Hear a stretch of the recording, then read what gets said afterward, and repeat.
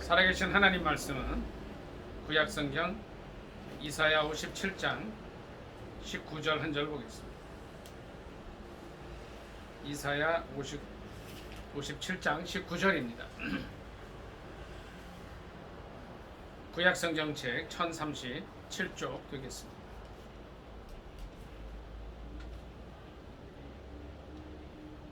다 찾으신 줄 알고 합독하겠습니다. 57장 19절 시작. 입술에 열매를 창조하는 자 여호와가 말하노라. 먼 데 있는 자에게든지 가까운 데 있는 자에게든지 평강이 있을지어다. 평강이 있을지어다. 내가 그를 고치리라 하셨느니라. 아멘.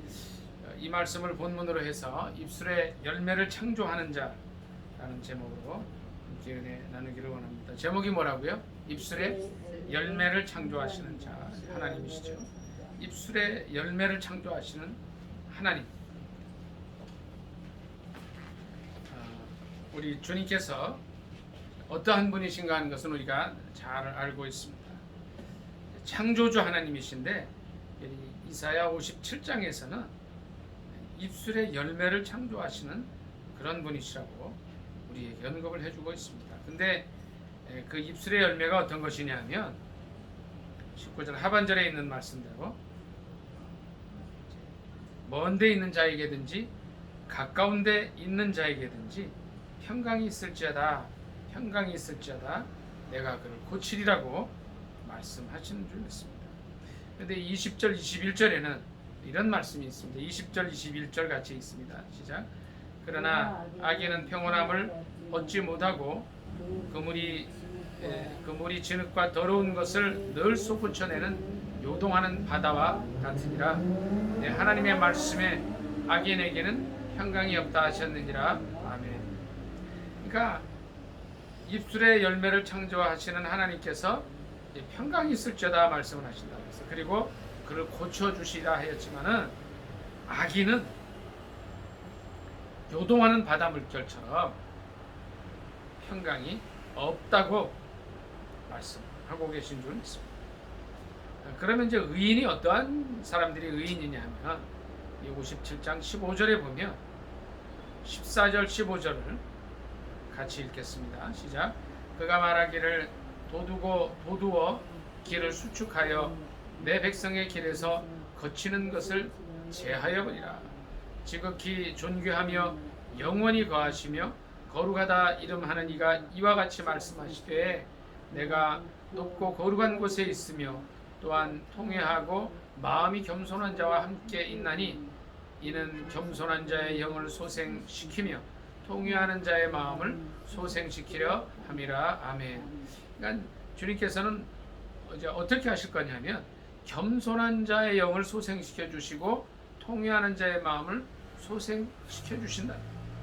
그러니까 20절에 악인에게는 평강이 없다 그러셨는데 겸손한 자, 통회하는 자, 또 정말 하나님 앞에 낮아진 자들을 주님께서 의인으로 여겨주시고 오늘 19절에 있는 말씀처럼 평강의 평강으로 인도해 주신다고 하시는 줄 믿습니다. 아멘. 그래서 우리가 이제 우리의 삶을 돌이켜보면서 정말 내 삶에 평강이 있는가? 이건 다시 말씀을 드리면 내가 하나님 보시기에 의인인가? 우리가 의인일 수는 없습니다. 그러나 정말 예수 그리스도의 보혈로 용서함 받은 의인들이기 때문에 통회하고 겸손한 마음을 가질 때에 우리의 영을 소생시켜 주시고 입술의 열매를 창조하시는 하나님께서 평강이 있으리라고 말씀하시고 그 말씀을 그대로 이루어 주시는 줄 믿습니다. 아멘. 창세기 1장 좀 보겠습니다. 창세기. 우리 하나님은 어떤 하나님이신가요? 1장 3절 다 같이 읽도록 하겠습니다. 1장 3절입니다. 시작. 하나님이 이르시되 빛이 있으라 하시니 빛이 있었고. 자, 하나님께서 온 세상을 창조하실 때 우리 1장 1절에 태초에 하나님이 천지를 창조하셨다고 하셨는데 이 3절 이하의 말씀을 보면요. 말씀으로 하신 말씀. 빛이 있으라 하심에 빛이 있었고 그리고 또 6절에도 보면요. 6절 같이 읽습니다. 시작. 하나님이 이르시되 물 가운데 궁창이 있어 물로 나뉘라 하시고, 그러니까 명령하시는 거예요. 명령하시는 거예요. 9절 보겠습니다. 시작. 하나님이 이르시되 천하의 물이 한 곳으로 모이고 묻이 드러나라 하시니 그대로 되니라. 말씀하시면 되는 거예요. 물론 이제 끝까지 다 이제 말씀으로 천지를 창조하신 부분들이 나오지만, 이것이 바로 우리 주님은 입술의 열매를 창조하시는 분이시라는 것을 증명하는 것인 줄 믿습니다. 그 하나님께서, 입술의 열매를 창조하시는 하나님께서 오늘 우리에게 이 자리에 참석해서 부르짖어 기도하고 여러 가지 문제 속에서, 이 나라가 지금 아까 6시 반, 7시 됐을 때 실시간 코로나 확진자가 1,400명이라는 것 같더라고요. 그래서 내일은 아마 1,700명이 되리라 생각이 되는데, 그럼에도 불구하고 입술의 열매를 창조하시는 하나님께서는 우리에게 평강을 선포하시고 우리를 고쳐주시리라 말씀하신 줄 믿습니다. 아멘. 이사야 50장 말씀 한 번 더 찾아보겠습니다. 이사야 50장 4절.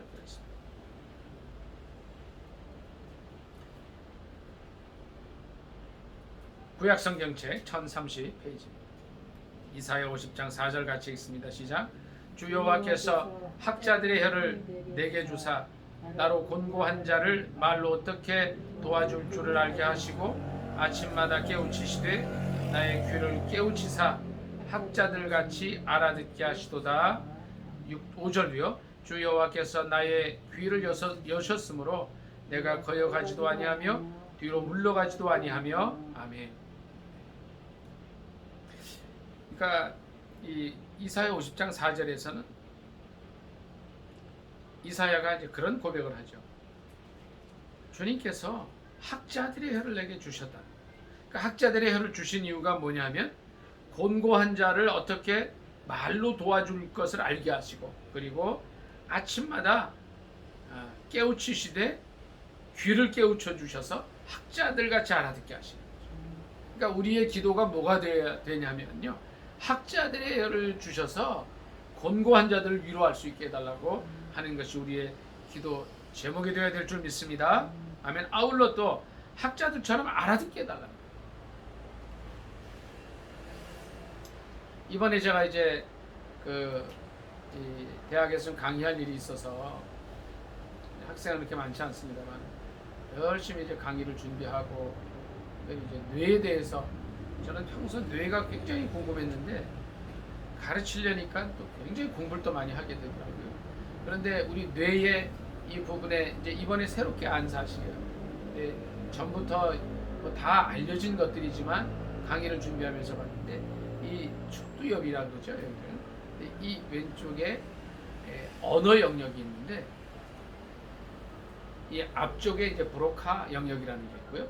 약간 뒤쪽에는 베르니케 영역이라는 게 있다. 그러니까 브로카 영역은 뭐냐면, 이게 이제 언어 중추가 이제 왼쪽이에요. 근데 브로카 영역은 뭐냐면 말을 하는 것을 도와주는 언어 중추가 있는데라고요. 그리고 약간 뒤에 있는 베르니케 영역은 이제 말을 알아듣는 것을 좀 도와주는 그런 영역이라고 그래요. 그러니까 이 4절 말씀이 바로 그거예요. 학자들의 혀를 내게 주사 곤고한 자를 말로 어떻게 도와줄 줄 알게 하시고, 이거는 브로카의 영역이겠죠. 말하는 거. 그러니까 또 깨우치시되 나의 귀를 깨우치사 학자들 같이 알아듣게, 이해하게. 이것이 이제 베르니케 영역이라는 거예요. 그러니까 나중에 우리 이제 해부학을 연구하고 많은 사람들이 20세기 근처에 와서 이 뇌의 기능을 다 연구했지만, 이 이제 학자들의 혀는 브로카 영역이라고 그랬죠. 또 깨우쳐서 학자들 같이 알아듣게 하는 것은 베르니케라고 그랬죠. 그게 미리 다 이 성경에, 수천 년 전에 쓰여진 성경에 다 있는 거예요. 이 브로카, 베르니케 이런 말만 없는 거죠. 이건 나중에 붙인 거겠죠. 그래서 우리의 기도가 뭐야 되냐면 5절에도 그런 말씀이 있어요. 주 여호와께서 나의 귀를 여셨으므로 내가 거역하지도 않고 뒤로 물러가지도 아니하며, 이랬다는 거죠. 그러니까 알아듣게 해주신다는 거예요. 조금 전에 말씀드렸던 이제 베르니케 영역, 또 말하는 거는 브로카 영역이라고 했죠. 그래서 이 우리의 이 좌측 뇌에 있는 언어 이 영역을 언어 중추들을 이 뇌 부분들을 발달시켜 달라 그래서 이제 우리의 말로 정말 어려움에 처한 사람들을 위로하고 또 도와줄 수 있는 우리가 되게 해달라고 기도해야 될 줄 믿습니다. 아멘. 잠언에는 이런 말씀이 있더라고요. 잠언 14장 23절 한번 보겠습니다. 잠언 14장 23절입니다. 구약성경 제926쪽 되겠습니다. 같이 읽습니다. 시작. 모든 수고에는 이익이 있어도 입술의 말은 궁핍을 이룰 뿐이니라. 아멘.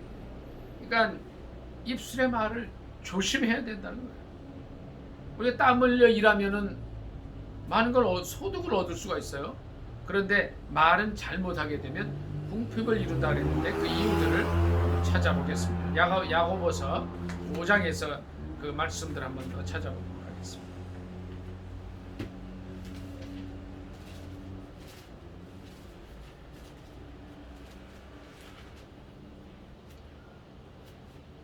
야고보서 3장 말씀 2절부터 한번 쭉 말씀 같이 읽도록 하겠습니다. 야고보서 3장 2절 시작. 우리가 다 실수가 많으니 만일 말에 실수가 없는 자라면 곧 온전한 사람이라 능히 온몸도 굴레 씌우리라. 우리가 말들의 입에 재갈 물리우는 것은 우리에게 순종하게 하려고 그 온몸을 제어하는 것이라. 또 배를 보라. 그렇게 크고 광풍에 밀려가는 것들을 지극히 작은 키로서 사공의 뜻대로 운행하나니 이와 같이 혀도 작은 지체로 돼 큰 것을 자랑하도다. 보라, 얼마나 작은 불이 얼마나 많은 나무를 태우는가. 혀는 곧 불이요 불의의 세계라. 혀는 우리 지체 중에서 온몸을 더럽히고 삶의 수레바퀴를 불사르나니 그 사르는 것이 지옥 불에서 나느니라. 아멘.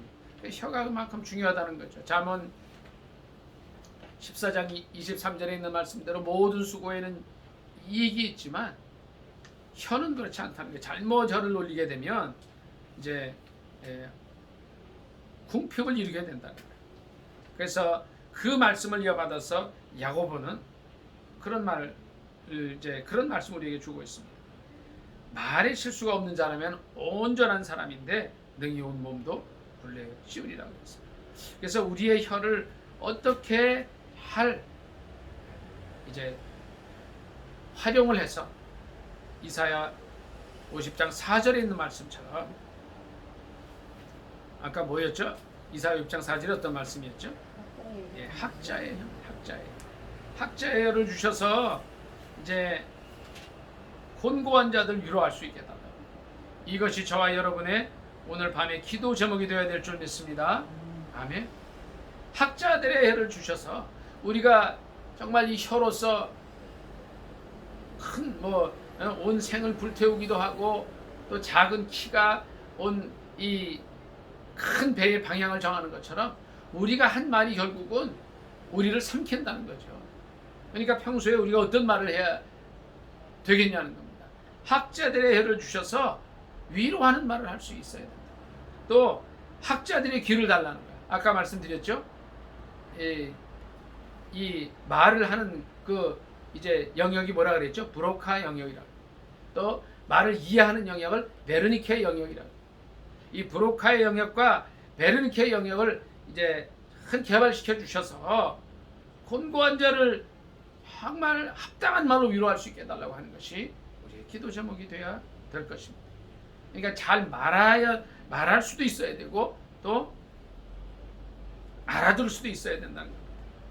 오늘 이사야 57장 본문 말씀으로 다시 가겠습니다.